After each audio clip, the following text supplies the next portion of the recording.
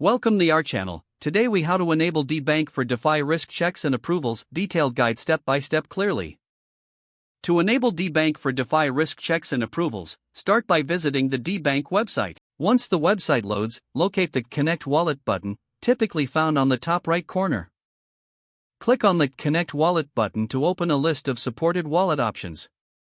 Choose your preferred cryptocurrency wallet from the list.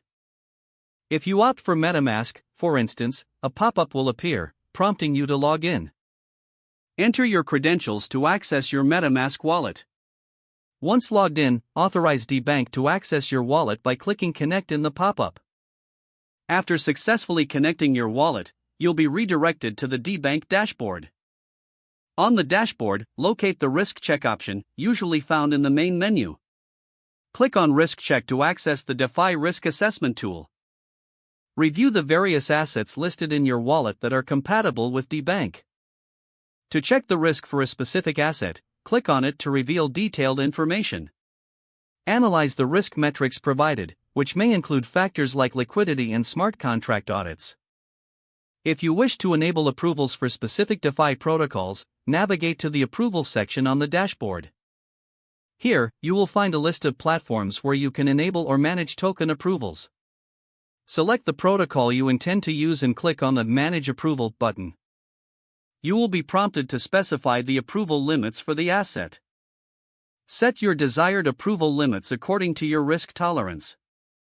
Once you've configured the limits, confirm your choices by clicking the appropriate button. Your transaction will be processed, and you may need to confirm it in your wallet. Upon successful execution, your DeFi approvals will be active. Return to the dashboard to review your updated risk assessments and approvals. Regularly check this section to ensure you stay informed on any changes in risk assessments and manage your approvals effectively. If the page does not load, refresh the browser or try again in a private or incognito window.